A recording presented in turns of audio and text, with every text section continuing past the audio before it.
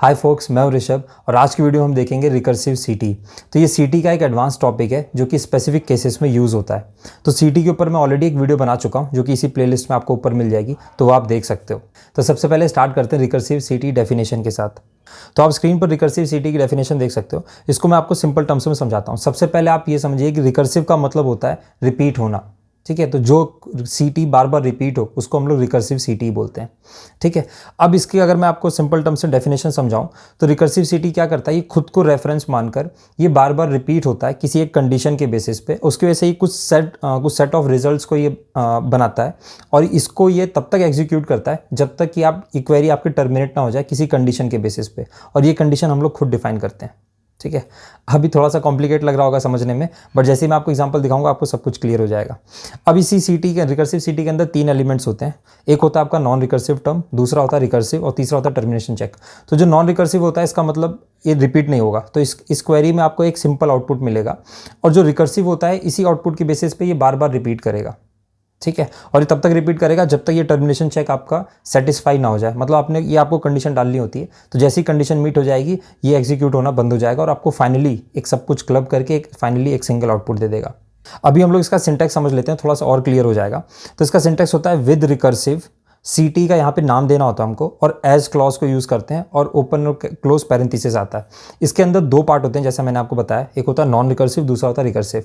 और इन दोनों को ज्वाइन करने के लिए, क्लब करने के लिए हम लोग यूनियन ऑल का यूज़ करते हैं या यूनियन का यूज़ करते हैं। अब यूनियन और यूनियन ऑल क्या होता है उसके ऊपर मैं ऑलरेडी एक वीडियो बना चुका हूँ, बट आपको जल्दी से एक हाई लेवल समझा देता हूँ। यूनियन ऑल में क्या होता है कि ये भेदभाव नहीं करता। ठीक है, आपके पास जो भी डेटा है ये पूरा क्लब कर देता है, उसमें डुप्लीकेट्स है या न्यूमेरिक वैल्यूज़ है या वेर केयर वैल्यूज़ है, इसको कोई फ़र्क नहीं पड़ता। वो सब कुछ क्लब करके आपको एक सिंगल आउटपुट दे देता है। ठीक है, तो यहाँ पे हम लोग यूनियन ऑल का यूज़ कर रहे हैं।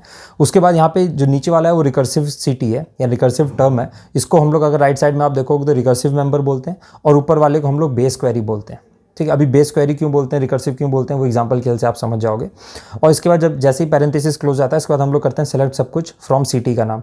एक चीज़ का आप ध्यान रखिएगा, जो ब्लू कलर से मैंने लिखा है ये फिक्स सिंटैक्स है, इसको आप चेंज नहीं कर सकते। जैसे यूनियन ऑल उसकी जगह यूनियन लिख सकते हो, बट इसके अलावा कुछ आप चेंज नहीं कर सकते इसमें। ठीक है, ये सिंटैक्स होता है, बट जो ऑरेंज कलर से मैंने सिटी का नेम दिया वो आप चेंज कर सकते हो। अभी तक हो सकता है आपको ज़्यादा समझ में ना आ रहा हो, तो अभी मैं आपको एग्जाम्पल के लिए समझाता हूँ, सब कुछ क्लियर हो जाएगा। ठीक है, तो आप स्क्रीन पर एग्जांपल देख सकते हो। यहाँ पे है विद रिकर्सिव, सीटी का नाम दिया है माई सीटी। ठीक है, उसके अंदर एज क्लॉज के अंदर दो पार्ट हैं जैसा कि मैंने आपको बताया था, एक होगा बेस क्वेरी, दूसरा होगा आपका रिकर्सिव क्वेरी। अब इसमें बेस क्वेरी में मैंने क्या बोला है, सेलेक्ट वन एज एन। ठीक है, अगर आप इसका आउटपुट देखोगे तो 1 आएगा। अगर मैं बोलता हूँ सेलेक्ट 2 एज एन तो उसका आउटपुट 2 आएगा। ठीक है, सेलेक्ट 3 एज एन तो आउटपुट 3 आएगा। इस मतलब कोई लॉजिक यूज़ नहीं किया है। और इस एग्जांपल को काफ़ी लोग कंसिडर करते हैं, ऐसा इसलिए क्योंकि इसमें आपको कोई डेटाबेस नहीं चाहिए, आप इसको डायरेक्टली रियल टाइम में एग्जीक्यूट करके सीख सकते हो।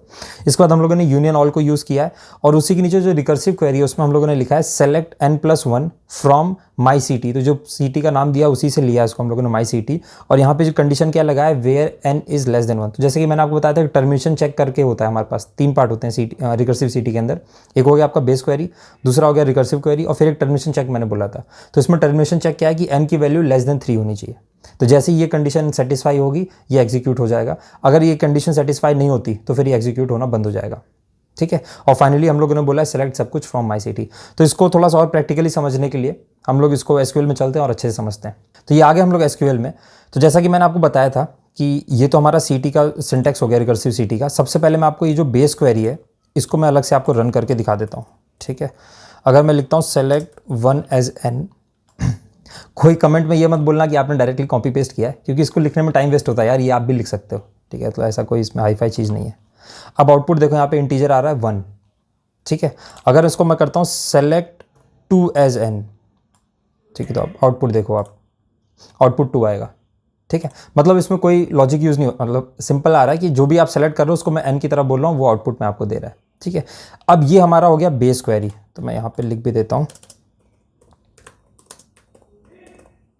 ठीक है, और ये है हमारा रिकर्सिव क्वेरी।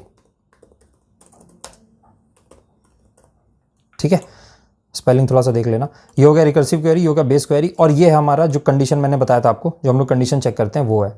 ठीक है, तो यहाँ पे मैं बोल देता हूँ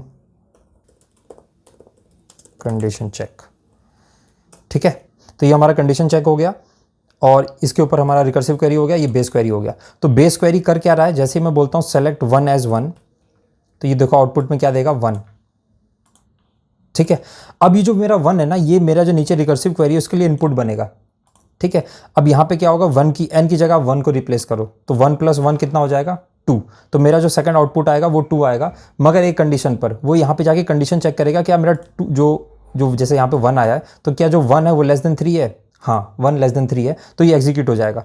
तो मेरा अभी तक एक आउटपुट आया है, इसे यहीं पे लिख दे रहा हूँ मैं। सबसे पहला हमारा इस वाली क्वेरी से, जो बेस क्वेरी है उससे आउटपुट आ गया 1, ठीक है। दूसरा आउटपुट आएगा हमारा 2, क्यों, क्योंकि यहाँ पे 1 होगा, 1 + 1, और ये 1 मेरा जो n की वैल्यू है 1 वो लेस देन 3 है, तो वो भी हो रहा है सेटिस्फाई, तो ये एग्जीक्यूट हो जाएगा। नेक्स्ट आएगा मेरा 2, ठीक है, क्योंकि रिपीट होता रहेगा कब तक, जब तक ये n को, ये वाली जो कंडीशंस को सेटिस्फाई ना कर दे, क्योंकि अभी हमारी n की वैल्यू 2 बन चुकी है। तो अब यहाँ पे हम लोग 2 को रिप्लेस करेंगे, तो ये n हो जाएगा 2, तो 2 + 1 आउटपुट हो जाएगा हमारा 3, ठीक है। और यहाँ पे चेक करेगा कि 2 लेस देन 3 है, हाँ, तो ये भी एग्जीक्यूट हो जाएगा, ठीक है, ये भी आउटपुट मिल जाएगा। अब क्या होगा, हमारा वैल्यू बन गया है 3 n का। अब यहाँ पे आप n की जगह 3 रखोगे, तो जैसे मैं रखूँगा 3 + 1 4, मगर जब ये 3 को कंपेयर करेगा, n की वैल्यू जो 3 है, 3 इज़ लेस देन 3, है ना, ऐसा नहीं होता, ये मतलब कंडीशन रॉन्ग हो गया, तो ये एग्जीक्यूट नहीं करेगा। तो यहाँ पे ये टर्मिनेट कर जाएगा और उसको यूनियन ऑल करके, सबसे पहला आउटपुट हमारा 1 था और उसको इस क्वेरी की हेल्प से ये 2 आउटपुट मिला, ठीक है। तो इन तीनों को क्लब करके आपको फाइनल आउटपुट दे देगा 1 2 3, ठीक है। मैं आपको रन करके दिखाता हूँ, तो आप आउटपुट देख सकते हो 1 2 3, ठीक है। अगर मैं इसको 5 कर देता हूँ तो मुझे ये काउंटिंग दे देगा 1 2 5। एक्चुअली ये इंटरव्यू में भी क्वेश्चन पूछा जाता है, आप देख सकते हो 1 2 3 4 5, ठीक है। तो एक्चुअली ये क्वेश्चन इंटरव्यू में काफ़ी बार पूछा जाता है, जिसको ट्रिकी क्वेश्चन बोलते हैं, कि आप मुझे काउंटिंग लिखिए 1 to 10 या 1 to 5 बिना किसी फंक्शन को यूज़ करे, है ना, जैसे विंडो फंक्शन में होता है जिससे आप लिख सकते हो। बट यहाँ पे कोई बिना किसी फंक्शन के अगर आपको लिखना है तो आप इसकी हेल्प से लिख सकते हो, जो कि रिकर्सिव सीटी है, ठीक है। अभी अगर आपको समझ में नहीं आ रहा हो ना कि कैसे एग्जीक्यूट हो रहा है, तो मैं आपको एक और चीज़ समझाता हूँ। अगर मैं यहाँ पे करता हूँ n+2, ठीक है, अब देखो चेंज क्या होगा सीन, इसको मैं मिटा रहा हूँ पहले। अब जैसे n+2 करूँगा तो सबसे पहले क्या होगा, हमारा ये वाला सीटी रन होगा, तो 1 तो मुझे मिल जाएगा बाय डिफ़ॉल्ट, ठीक है, वो बेस क्वेरी से आ जाएगा, उसमें कोई दिक्कत नहीं है। अब ये 1 को यहाँ पे पुट करेगा, तो 1 हो जाएगा मेरा n की जगह 1, 1 + 2 हो जाएगा 3, तो मेरा आउटपुट क्या आएगा, अब 3 आएगा, ठीक है। मगर ये चेक करेगा क्योंकि 1 है, तो 1 लेस देन 5 है, हाँ है, तो ये एग्जीक्यूट हो जाएगा, ठीक है। अब हमारा n की वैल्यू क्या हो गई 3, अब मैं यहाँ पे 3 को पुट करूँगा 2 की जगह, n की जगह, तो 3 + 2 हो जाएगा 5। अभी हमारा n की वैल्यू 3 है, तो 3 को चेक करेगा कि लेस देन 5 है, हाँ है, तो यहाँ पे मेरा आउटपुट आएगा 5, क्योंकि 3 + 2 है 5, ठीक है। अब हमारा n का वैल्यू हो गया 5, तो अब मैं यहाँ पे डालूंगा, जैसे मान लीजिए n की वैल्यू 5, तो 5 + 2 7, बट 7 डालने से पहले ये चेक करेगा इधर कि जो n की वैल्यू 5 है, क्या 5 लेस देन 5 है, नहीं है, तो ये एग्जीक्यूट नहीं होगा, ठीक है। यहाँ पे ये टर्मिनेट हो जाएगा और आपको आउटपुट में ये 3 वैल्यू दे देगा। मैं अभी आपको दिखाता हूँ, सॉरी, इतना को रन करो, आउटपुट में देखो, अब 1 आया, 3 आया, 5 आया, ठीक है। क्योंकि जैसे ही n की वैल्यू यहाँ पे 5 होगी, तो 5 जो है वो लेस देन 5 नहीं है ना, क्योंकि वो कंडीशन मीट नहीं होती, तो वो एग्जीक्यूट होना बंद हो जाएगा, ठीक है। तो आई होप आपको समझ में आ गया हो कि यहाँ पे ये n की वैल्यू बार बार इसी आउटपुट को उठा के डाल रहा है, तो ये जो बार बार रिपीट कर रहा है ना, इसीलिए इसको हम लोग रिकर्सिव सीटी बोलते हैं, ठीक है। काफ़ी ईजी है। अब एक काम करता हूँ मैं आपको, आई होप यहाँ पे समझ में आ गया हो। अब एक काम करता हूँ, आपको थोड़ा प्रैक्टिकल एग्जाम्पल दिखाता हूँ, क्योंकि ऑफिस में बैठ के ये तो नहीं करेंगे हम लोग, आपको थोड़ा प्रैक्टिकल एग्जांपल दिखाता हूँ कि हम लोग इसको कैसे यूज़ करते हैं, ठीक है। तो उसके लिए हम लोग को एक टेबल बनाना होगा, उस टेबल की क्वेरी मैं आपको वीडियो के डिस्क्रिप्शन में दे दूंगा, तो वहाँ से आप इस टेबल को बना सकते हो। तो आप स्क्रीन पर देख सकते हो, जो टेबल मैं बनाने जा रहा हूँ उसका नाम है एम्प्लॉयज़, और इसके अंदर 3 कॉलम है, एक है एम्प्लॉय ID, एम्प्लॉय नेम और मैनेजर ID, ठीक है, सिंपल है। इसको करते हैं रन, सक्सेसफुल हो गया है, तो हमारा टेबल बन चुका है। अब हम लोग देखते हैं कि इसमें कैसे वैल्यूज़ को इंसर्ट करेंगे। तो वैल्यूज़ को इंसर्ट करना सिंपल है। यहाँ पे मैंने अराउंड 7 वैल्यूज़ डाली हुई हैं, जिसके अंदर मैंने एम्प्लॉय ID, एम्प्लॉय नेम और मैनेजर ID डाला है, ठीक है। इसको करता हूँ एग्जीक्यूट, तो ये भी हो गया सक्सेसफुल। तो ये हमारा फाइनली टेबल बनकर तैयार हो गया। इसको सब हटा रहा हूँ मैं, और यहाँ पर करते हैं सेलेक्ट सब कुछ फ्रॉम एम्प्लॉयज़, ये क्या है भाई, ठीक है। इसको करते हैं रन, तो ये हमारा एम्प्लॉय टेबल आ गया है, जिसके अंदर एम्प्लॉय ID है, एम्प्लॉय नेम है और मैनेजर ID है, ठीक है। अब इसको जो रिकर्सिव सीटी है उसको मैं पेस्ट कर दे रहा हूँ, क्योंकि काफ़ी लंबा चौड़ा है, लिखने में टाइम लगेगा, फिर उसको मैं आपको एक एक करके समझाता हूँ। तो आप स्क्रीन पर देख सकते हो, इस सीटी क्वेरी को मैंने पेस्ट कर दिया है, रिकर्सिव सीटी को। तो यहाँ पर मैंने क्या बोला, विद रिकर्सिव सीटी का नाम दिया एम्प्लॉय सीटी, एज लगाया, उसके बाद यहाँ पे पैरेंथेसिस है, आप देख सकते हो स्टार्टिंग में और एंड में, और इसके बीच में 2 क्वेरी है, जैसा कि मैंने आपको बताया था। पहला हो गया एंकर क्वेरी या बेस क्वेरी, जिसको मैंने बताया था, और दूसरा हो गया आपका रिकर्सिव क्वेरी, ठीक है, और इसको हम लोग बीच में क्लब करेंगे, ज्वाइन करेंगे यूनियन ऑल या यूनियन की हेल्प से। अब यहाँ पे क्वेरी कर क्या रही है, तो सबसे पहले मैं आपको बेस क्वेरी रन करके दिखाता हूँ। जैसा कि मैंने आपको बताया बेस क्वेरी एक आपको आउटपुट देता है और ये स्टैटिक होता है, चेंज नहीं होता। ठीक है, इसको करता हूँ रन, तो आप आउटपुट देख सकते हो। एक आउटपुट मुझे मिल रहा है एम्प्लॉय ID 7, क्योंकि मैंने 7 एम्प्लॉय ID दिया था। नेम हो गया दामोदर और मैनेजर ID हो गया 5। अब क्या करेगा, ये मेरा इसके लिए इनपुट का काम करेगा। जैसा कि हम लोगों ने प्रीवियस वाले केस में देखा था, जो सबसे पहला मेरा रन हुआ था n का वैल्यू 1, वो यहाँ से मिला था। बाकी फिर बार बार ये रिकर्सिव वाला क्वेरी रिपीट हो रहा था, रन हो रहा था। ठीक है, तो वो सेम यहाँ पे जो मेरा पहला इनपुट आएगा वो 7 आएगा एम्प्लॉय ID, और यहाँ पे हम लोग को इनपुट क्या देना है, मैनेजर ID का देना है। ठीक है, जो कि होगा 5। तो यहाँ पे मेरा जो नेक्स्ट वैल्यू आएगा यहाँ पे आएगा 5, और फिर रन होता रहेगा जब तक ये कंडीशन सेटिस्फाई ना हो जाए। ठीक है, जब तक ये कंडीशन ब्रेक ना हो जाए तब तक ये रन होता रहेगा। अभी इसको अगर मैं इंडिविजुअली रन करूँगा तो ये नहीं चलेगा, क्योंकि यहाँ पे अगर आप देखोगे मैंने ज्वाइन किया है एम्प्लॉय सिटी के साथ। एम्प्लॉय सिटी ये पूरा एक टेबल है, मतलब पूरा एक क्वेरी है, तो वो तो रन होगा नहीं, तो बीच का एक पार्ट में रन नहीं कर सकता। बट अगर मैं आपको ओवरऑल रन करके दिखाऊँ तो आपको आउटपुट मिल जाएगा। तो आप देखो क्या मिलेगा। सबसे पहला जैसा कि मैंने आपको बताया 7 दामोदर और एम्प्लॉय ID मैनेजर ID 5। ठीक है, फिर आया शिवा, अर्जुन, केशव, सबसे लास्ट में माधव। यहाँ पे आप देख सकते हो क्वेरी एग्जीक्यूट होना इसलिए बंद हो गई कि यहाँ पे आ गया नल वैल्यू। ठीक है, तो नल वैल्यू के लिए जैसे यहाँ पे आप कंडीशन डालोगे तो नल वैल्यू के लिए कुछ आउटपुट आएगा नहीं, तो ये एग्जीक्यूट होना बंद हो गया। ठीक है, अगर अभी आपको समझ में नहीं आया तो कोई दिक्कत नहीं है, मैं आपको एक थोड़ा सा ईजी इसको करके समझाता हूँ। सबसे पहले क्या करता हूँ, मैं इस वाले पार्ट को ब्रेक कर लेता हूँ। ठीक है, इसको उठा के हम लोग नीचे लिखते हैं ताकि मैं आपको ईजिली समझा सकूं। पेस्ट, तो ये आ गया हमारे पास क्वेरी, एक जगह दे दो, और इसको मैं करता हूँ रन। एक और चीज़, इसको मैं आपको एक्सेल में समझाता हूँ तो थोड़ा सा इजी होगा समझने में। तो आप स्क्रीन पर देख सकते हो ये मेरे पास एक्सेल है, सेम टेबल को हम लोगों ने रेप्लिकेट किया है। 7 वैल्यूज़ हैं इसके अंदर जो हम लोगों ने इंसर्ट किया था एम्प्लॉयज़ टेबल को। तो यहाँ पे हम लोगों ने सबसे पहले क्या दिया, एम्प्लॉय ID 7।